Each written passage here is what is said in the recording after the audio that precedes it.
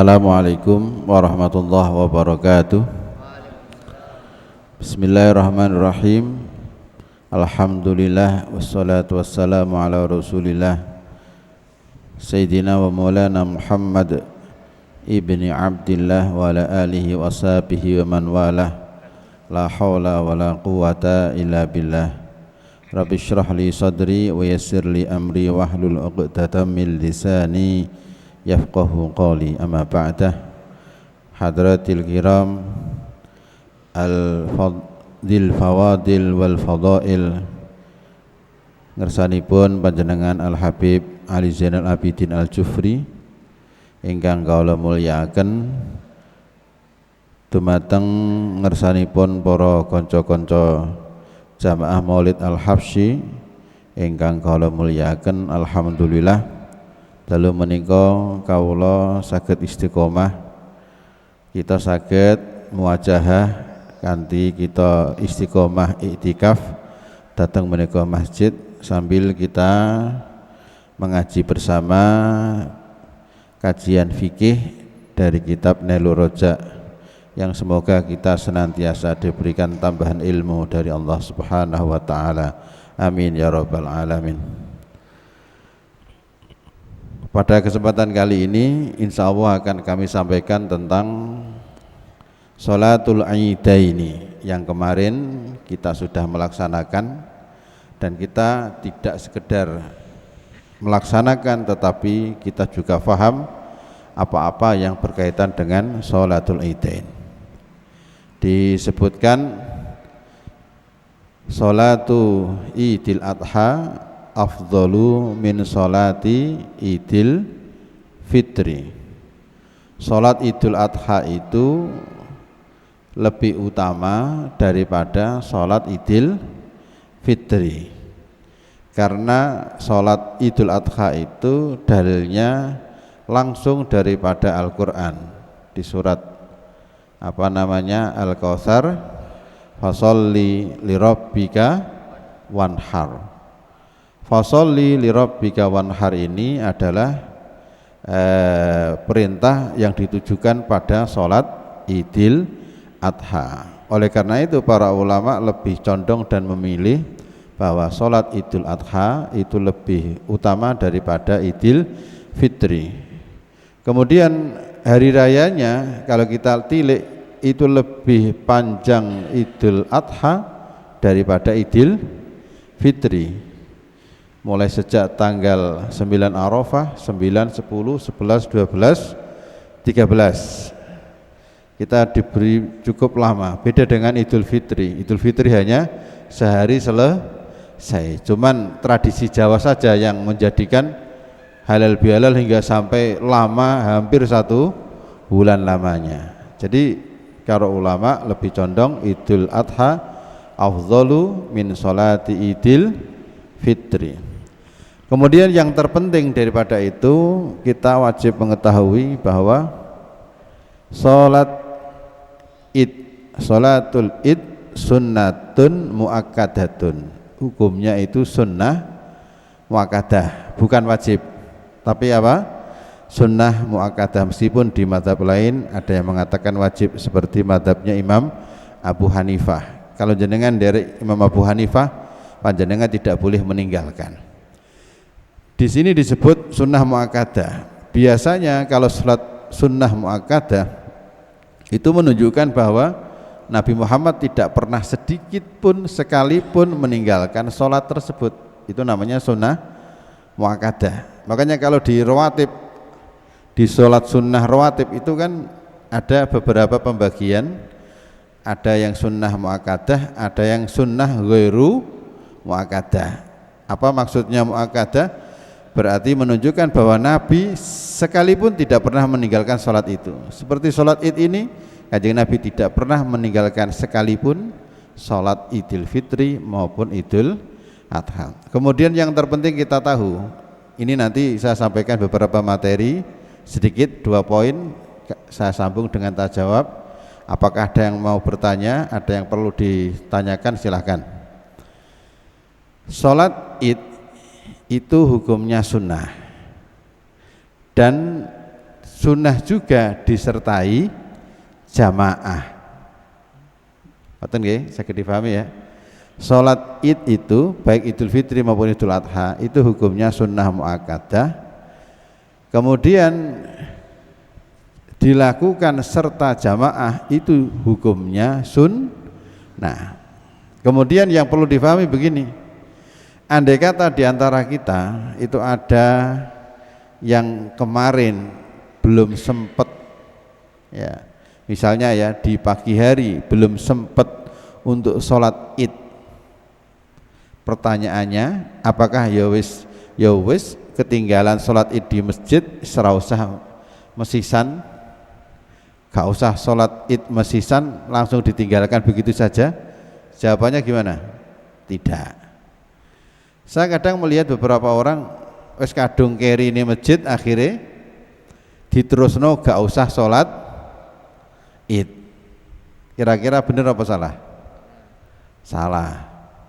Wong sholat Id itu hukumnya sunnah dan jamaahnya juga hukumnya sunnah, bukan wajib.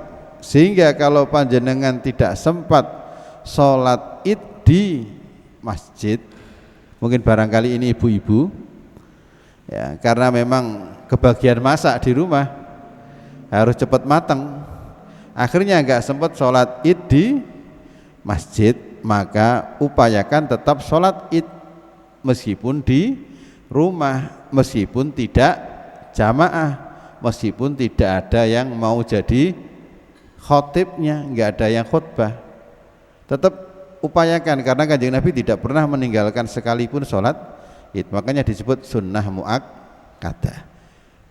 Makanya kalau nanti Kanjeng Nabi pernah meninggalkan, berarti menunjukkan bahwa menurut Imam Abu Hanifah yang mengatakan wajib berarti tidak tepat. Saking Kanjeng Nabi itu tidak pernah meninggalkan, sampai-sampai Imam Abu Hanifah mengatakan wajib. Nah, bisa difahami ya. Jadi kalau misalnya ini yang seringkali itu orang kejebak macet masih di tengah perjalanan, padahal sudah pagi, sudah masuk waktunya sholat Id, hingga sampai siang baru sampai di rumah. Biasanya napa Pak? Nggih, sholat Id napa mboten? Pak wis kesel ora usah. Mestinya yang diutamakan ya sholat Idnya itu. Ya, tetap harus dilakukan meskipun tidak disertai jamaah, tidak ada khotibnya. Jadi khutbahnya sholat Id itu hukumnya apa? Sunnah. Beda dengan khutbahnya sholat Jum'ah, kalau itu wajib. Sehingga kalau panjenengan nggak bisa khotib, nggak usah khutbah, wis pokoknya sih penting sholat Id. Kalau kita nggak bisa jamaah, tetap sholat Id meskipun sholatnya munfarid, meskipun perempuan sendirian di rumah nggak masalah. Saya difahami nggih. Yang terpenting lagi ini yang poin kedua, sholat Id itu waktunya kapan? Mulai dan sampai kapan? Mulainya adalah ketika tulu'us syamsi, sama seperti sholat duha. Andai kata sholat Id itu dilakukan jam 9 pagi, boleh? Boleh. 10 siang pagi boleh. 11 boleh. 11/4 boleh. Yang penting belum masuk sholat duhur. Itu yang saya maksudkan. Panjenengan kalau misalnya di waktu paginya itu gak sempet, waduh Pak, ndek dalu aku untuk jatah ngelembur nyat pam, jadi akhirnya kula mboten sempet isuk-isuk tangi isuk untuk melakukan sholat Id. Tangi-tangi wis jam 09.00 isuk misalnya, karena tugas malam, akhirnya sholat Id masih ada. Ya, jadi sholat Id itu sama seperti duha, boleh dilakukan jam 9, jam 10, jam 11, yang penting belum masuk sholat duhur. Itu yang terpenting. Jadi sholat Id jangan sampai ditinggalkan, karena itu adalah sunnah muakkadah. Kira-kira 2 poin ini kami sampaikan dulu, mungkin barangkali ada pertanyaan yang bisa disampaikan. Kami persilahkan. Pertanyaan Ustaz, yang pertama, sholat id tadi yang dibilang telat, kan sudah telat pulang sholat di rumah. Ini kalau seandainya bolehkah telat satu rakaat, nah itu bolehkah menyusul untuk menjadi makmum? Misalnya sholat datangnya terlambat tapi sudah imamnya sudah yang rakaat kedua, itu mohon penjelasan. Takbiratul ihramnya ya seperti ikut imam, dan di yang rakaat keduanya bagaimana, mohon penjelasan. Terima kasih. Terima kasih. Ini jarang terjadi kayaknya, jarang, tapi mungkin terjadi. Kalau Jumatan mungkin sering ya kita lihat, tapi lah sholat id itu tekone awal-awal kabeh. Jadi sholat id itu yang jarang terjadi ini. Memang bingung kalau nggak pernah ngalami.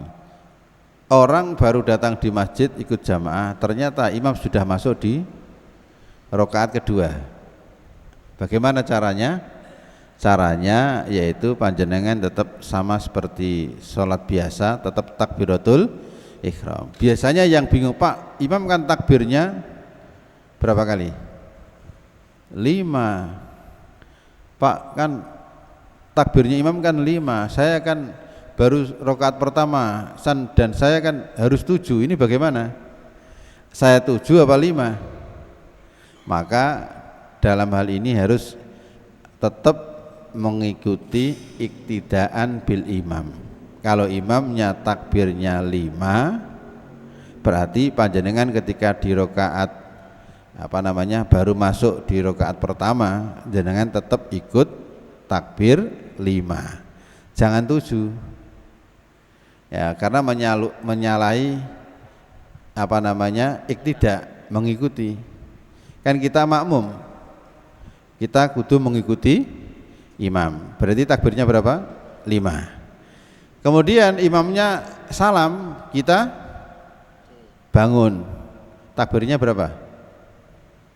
Takbirnya tetap 5, karena Anda di posisi rakaat kedua, bukan rakaat pertama lagi. Saged difahami nggih? Jadi tetap jenengan 5 ya 5, karena di sini kalau jamaah itu mementingkan ittiba, mengikuti imam. Contohnya begini, panjenengan masuk rakaat salat maghrib misalnya, panjenengan salat maghrib, oke ya, salat maghrib, jenengan ikut imam pada rakaat kedua, berarti di rakaat keduanya imam ada apa? Tasyahud awal. Berarti jenengan kalau sholat seperti itu mengikuti imam di rakaat keduanya imam, jenengan baru 1, berarti jenengan kudu gak, wajib gak, harus gak ikut tasyahud awalnya imam? Harus. Rakaat jenengan pertama tasyahud awal. Kemudian imam di rakaat ketiga ada tahiyat apa? Akhir. Jenengan ikut tasyahud lagi gak? Tasyahud. Terus jenengan terakhir? Berarti komplit sholatnya jenengan 3 rakaat semuanya ada tasyahudnya. Kenapa begitu? Karena panjenengan terlambat dan harus mengikuti imam. Kira-kira begitu nggih? Ya, jadi enggak, Pak, wong wis bar aku gak tasyahud kok. Ya, bukan masalah urusan pribadi, karena jenengan ikut jamaah berarti harus ikut aturannya imam dan harus sama dengan imam. Enggak boleh bedoni karo imam. Nanti dikira pemberontak gitu. Nah, kira-kira begitu. Saged difahami nggih? Ada lagi? Silakan. Oh ya.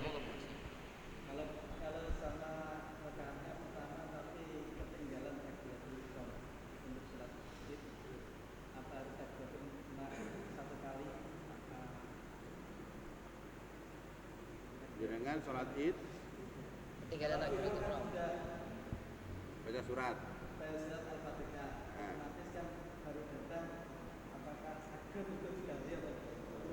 Sama pertanyaan sama saya. Pertama kedua sama hampir ya. Umpama sholat id, panjenengan baru datang, imam sudah baca Fatihah, otomatis sudah tertinggal takbiratul ihram.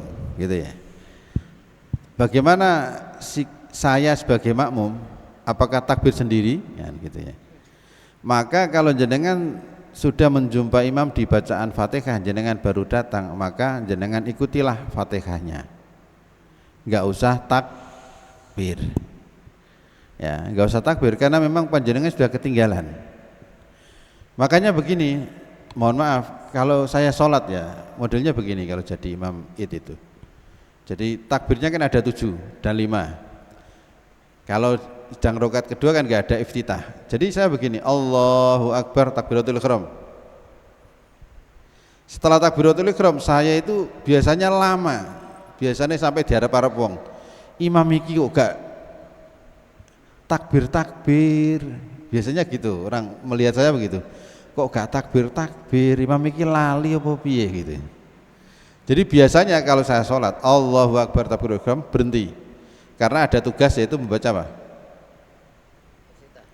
Iftitah. Dan yang saya lihat di beberapa orang biasanya sekali Allahu Akbar, wah ini berarti gak baca iftitah. Imamnya itu mesti gak baca iftitah. Di jarak segitu tidak mungkin kan baca iftitah. Jadi biasanya Allahu Akbar, kita takbiratul ihram ya, langsung Allahu Akbar. Wah ini berarti iftitahnya gak dibaca. Kalau kebiasaan saya habis takbiratul ihram pertama Allahu Akbar, pasti saya diam itu membaca iftitah, dan iftitah saya biasanya 2, makanya lama. Kabira walhamdulillahi katsira itu saya baca, terus sama tambah Allahumma ba'id baini wa baina khotoya saya baca. Biasanya suwi, kadang wong iki imam cek suwene iki lali apa piye ngene. Baru sadar setelah saya rampung semuanya lagi Allahu Akbar sebanyak 7 kali. Setelah itu baru ta'awud, basmalah, Fatihah. Ya gitu. Itu imam sing leres ngoten imam itu. Yang pertama itu tetap takbir ya. Niat usuli sunatan Idul Adha. Nggih. Tetap Allahu Akbar sama itu aja ya langsung itu. Takbir niku sinten imam ta makmum? Enggak mau yang telat. Oh, makmum. Tetap takbir pertama aja ya. Nggih, kalau takbir pertama kan hukumnya wajib. Namanya takbiratul ihram.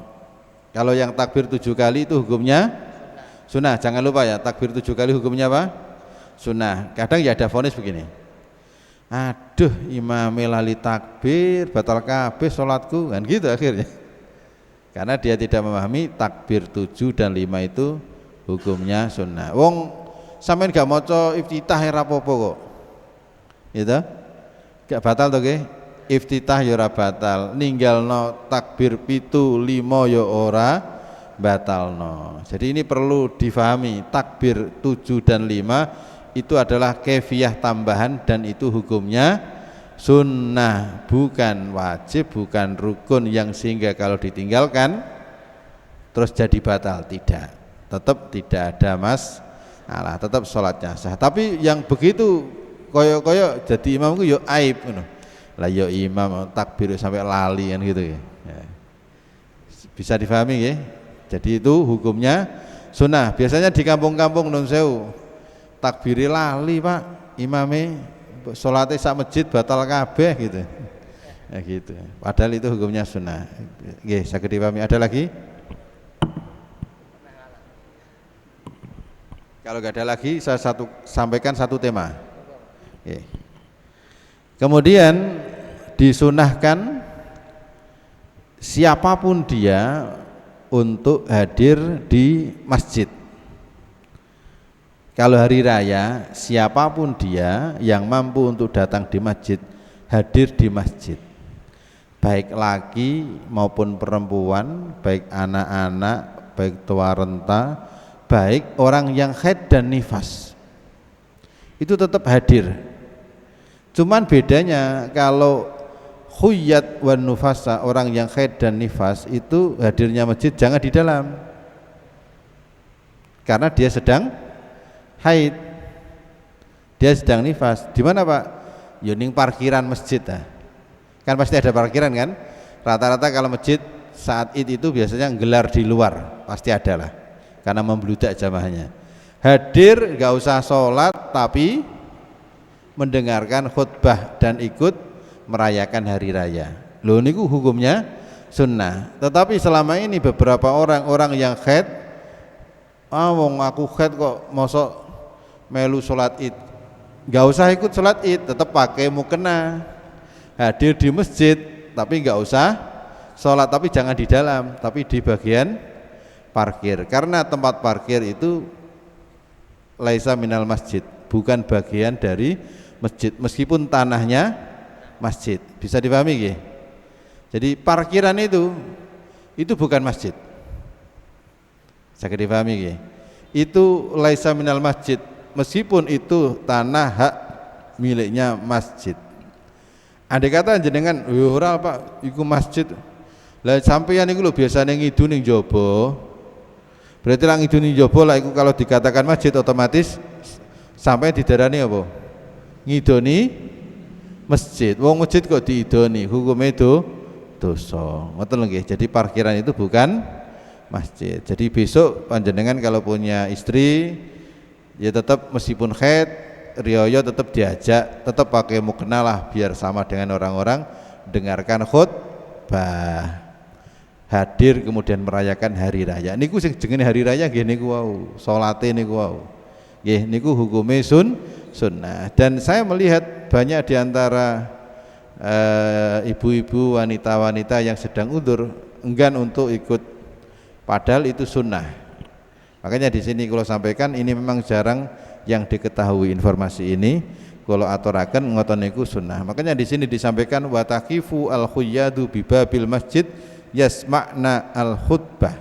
Sunnah bagi ibu yang haid itu tetap hadir bi babil masjid, itu maksudnya pintu sana itu ya, bukan pintu dalam. Untuk hadir untuk mendengarkan khutbah yang sedang dibacakan, itu hukumnya sunnah. Mungkin barangkali sebelum ditutup ada pertanyaan lagi, kami persilahkan.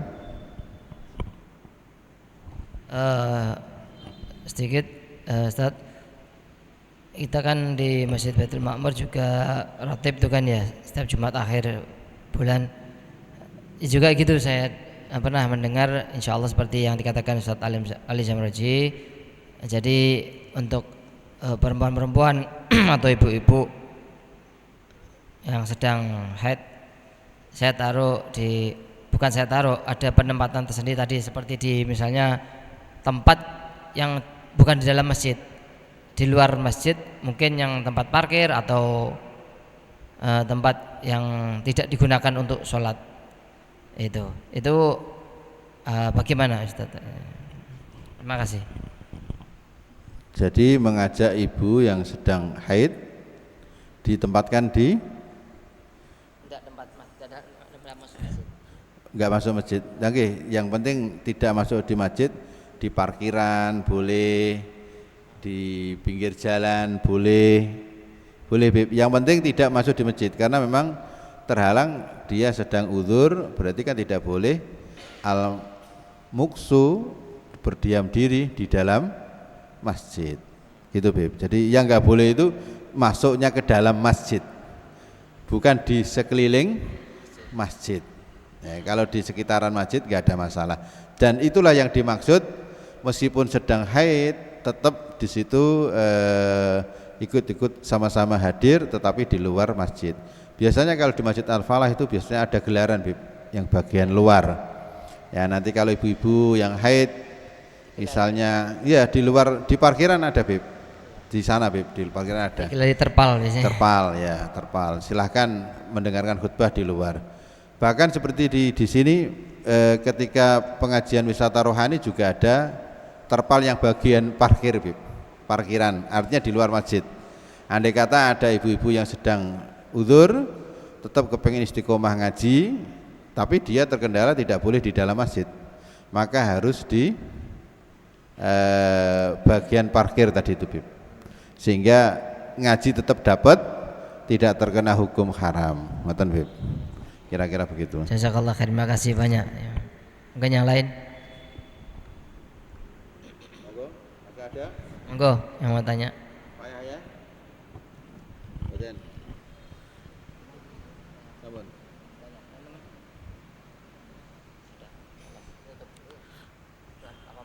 Oke, ini sekali lagi takbir ya. Masalah takbir.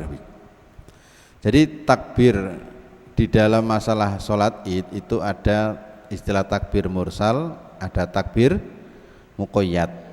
Kalau takbir mursal no problem, nggak ada yang dipermasalahkan karena takbir mursal itu rata-rata takbir yang dilakukan selama semalam suntuk di hari raya, itu namanya takbir mursal. Yang beda itu takbir muqayyad. Jadi ada namanya takbir muqayyad. Takbir muqayyad itu takbir yang dilantunkan, dibaca, dikumandangkan setelah sholat. Lah hari raya yang saya sampaikan tadi kan mulai dari 9 Arafah, terbilang dari setelah subuh. Berarti nanti takbirannya itu setelah subuh tanggal 9. Itu sudah takbiran, Beb. Meskipun kita isih poso itu pun takbiran. Duhur takbiran, asar takbiran, pas malam raya Idul Adha full sampai sholat id dilaksanakan. Terus duhur lagi takbiran hingga sampai tanggal 13 setelah asar masih takbiran terakhir, Pak. Jadi itu disunahkan, itu namanya takbir muqayyad. Niku sing leres. Ya. Terus takbir niku sing leres. Terkadang ada orang bilang gini, Pak lah terus takbiran kadang pujiannya nganggo takbiran pujian sholat, pernah dengar gak anak-anak? Ya, ada anak-anak takbiran di masjid napa musola, tapi takbirannya pujiannya mau nganggo apa? Takbiran, gitu ya. Pernah dengar gak? Pujian tapi nganggo takbiran. Ya sudah tanggal 11, 12 wis kelewat. Itu bagaimana? Ya enggak masalah. Makruh? Ya tidak. Wong itu zikir. Tetapi itu tidak tempatnya. Ya, tidak tempatnya. Tempatnya adalah di mana? Setelah setiap kali sholat. Makanya kalau saya sholat di sini, meskipun tanggal 12, 13, tetap takbiran. Ya, tetap takbiran. Habis Jumatan, pas nepai habis Jumatan, ya tetap takbiran. Memang itisal, Beb. Yang penting sambung, Beb. Sambung, mboten. Sambung. Badhe 10 nggih monggo, tapi ya kesuwen gitu. Wong-wong udah buyar. Bebas. Kalau berapanya bebas, yang penting sambung dengan sholat. Biar dikatakan itu ba'das sholat. Bukan kok engkau jam loro lagi takbiran sudah terputus. Habis sholat langsung takbiran, Beb. Jumlahnya berapa? Bebas. Yang penting ittisal, sambung. Lah. Bahkan di kitab Kifayatul Ahyar, pokoknya sak marine sholat ada takbir. Gitu, Beb. Sak marine sholat, saben mari sholat ada takbir. Misalnya ya, bar sholat duha takbiran dewi, bar sholat witir takbiran dewi, bar tahajud takbiran dewi. Tapi aja nganggo mic ngoten wae. Ya.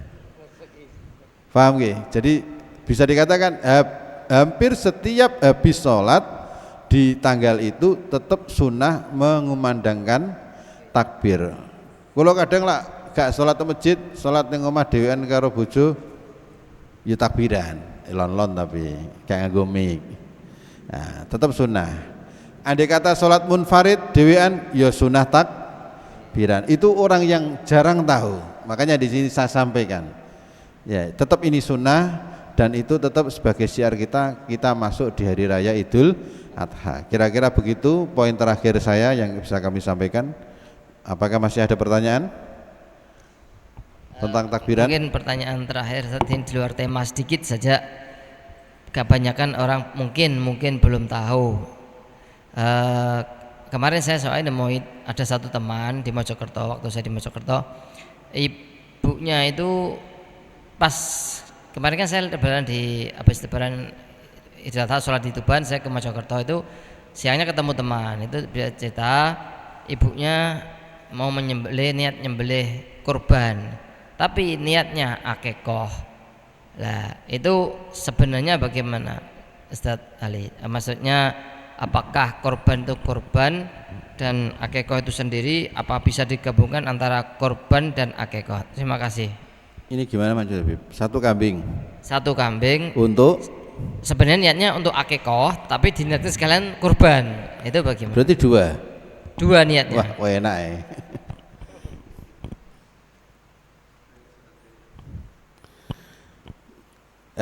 Jadi begini, ini persoalannya khawatir orang golek penak etok. Jadi gini Bib, ini masalah tasyrikun niyah. Seperti yang saya sampaikan di sini, pernah nggak? Masih ingat nggak? Sholat bisa digabung itu. Masih ingat nggak? Masih ingat ya? Itu ada konsep di fikih itu tasyrikun niat, penggabungan niat. Nah, tasyrikun niat itu ini kalau dikaitkan, ditarik di qawaid al-fiqhiyah itu masuk apa namanya? Saya lupa itu. Jadi penggabungan al-fi'lu al-muta'addi afdalu minal lazim. Enggak. Enggak usah bahas kaidah. Jadi begini, tasyrikun niat, penggabungan niat itu tidak hanya di sholat. Oke. Kemarin kan saya sampaikan usolli sunnatat duha wa sunnatil wudu, kan boleh ya? Usolli sunnata qobliyatid duhri wa sunnatil wudu, kan boleh ya? Tidak hanya di sholat, di puasa juga ada. Kalau puasa kayaknya nggak ada yang protes. Nawaitu soma godin. Jadi misalnya nawaitu soma, misalnya nawaitu kodo asomi yomi Ramadan gitu ya. Wasomi yomi Arafah, itu jurus itu bagi mak-mak itu biasanya. Kemarin hutang di puasa dibayar di Idul Adha pas tanggal 9 Arafah ya. Untuk kodok, yo untuk Arafah. Itu konsep umum memang. Wes, untuk loro kan, pas dino Kamis jadi ini. Untuk telu marah. Jadi untuk kodok, untuk Arafah, pas dino Kamis nggih. Untuk telu. Nah, itu jurusnya mak-mak kemarin itu. Cocok, satu poso untuk ganjaran telu. Ternyata memang konsep ini tidak hanya di situ, melebar di masalah korban dan akikoh. Jadi nawa itu misalnya niat korban juga niat akikoh. Secara konsep bisa. Secara konsep loh, bisa. Karena memang sama-sama.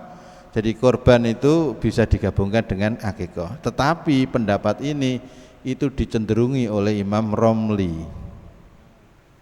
Nah, kemudian yang Imam Nawawi, bukan Imam Nawawi, Imam Ibnu Hajar itu mengatakan tidak sah semuanya. Jadi kowe nyembelih model ngono iku ya ora dadi korban, ya ora dadi akikoh. Lah cara Imam Romli dadi kabeh, ya untuk akikoh, ya untuk korban. Makanya ini jadi khilafiyah, cuman khawatirnya saya gembur-gemburkan itu nang jipuk penake dhewe, ngoten lho. Nah, jipuk penake dhewe. Wah, wis ngono wae nderek sing niku mawon, Pak. Sing Imam Romli mawon, ya untuk korban, ya untuk akikoh. Po enak to nggih? Ya, secara prinsip fikih monggo jenengan mau ikut Imam Ibnu Hajar nggih monggo.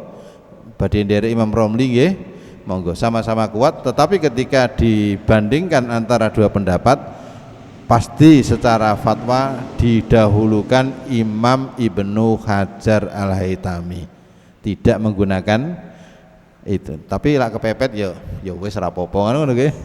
Pala duitku sithik. Lah iki lak kon dhewe-dhewe lumayan. 3.000 ping loro 6.000, Pak. Nah, ya, kira-kira begitu nggih. Jadi niki berarti niku mengikuti pendapatnya Imam Romli. Tapi kalau mengikuti Imam Ibnu Hajar ya enggak jadi semuanya.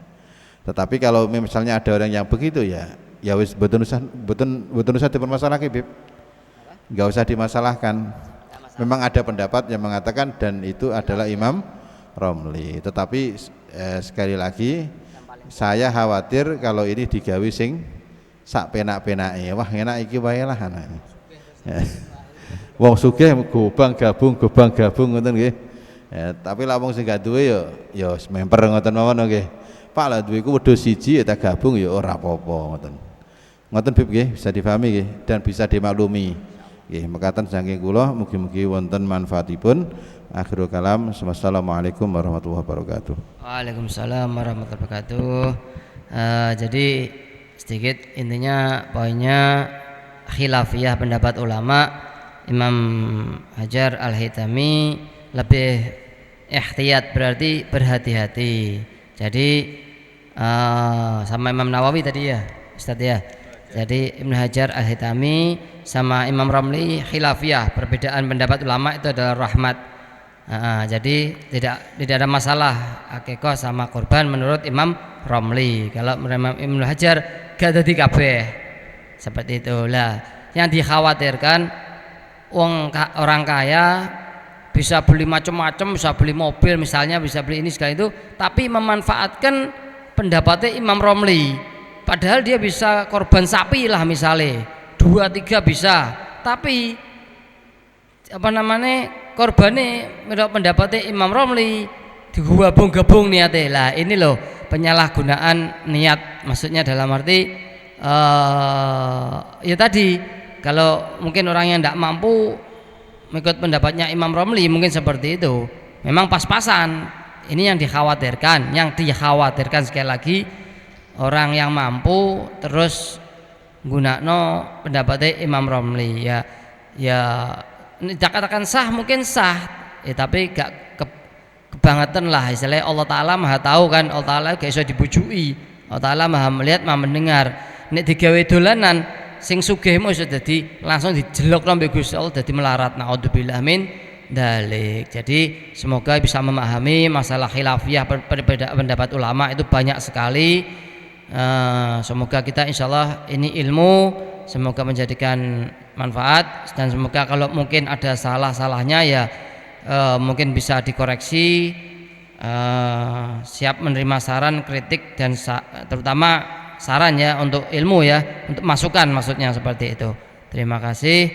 Insyaallah pengajian bulan depan di Masjid Al-Falah insyaallah jatuh tanggal 23 Juli Rabu malam Kamis pagi insyaallah ya Mas Tuhan. Ya, 23 insyaallah semoga bisa afiat panjang umur semuanya insyaallah. Dan di Masjid Baitul Makmur akhir bulan Masjid Sholatul Hadad dan taklim sama Ki Imam insyaallah jatuh bulan ini ya, bulan Juni ini Jumat terakhir 27 malam Sabtu, Jumat malam Sabtu badal Isya, Jumat 27 apa lagi jenenge? Juni insyaallah. Jumat depan ini Jumatnya lagi berarti insyaallah. Seperti itu kita tutup langsung saja. Subhanakallahumma wa bihamdika asyhadu an la ilaha illa anta astaghfiruka wa atubu ilaik. Wa sallallahu ala sayyidina Muhammadin wa ala alihi wasallam. Subhana rabbika rabbil izzati amma yasifun wa salamun alal mursalin walhamdulillahi alamin. Walafu minkum. Assalamualaikum warahmatullahi wabarakatuh.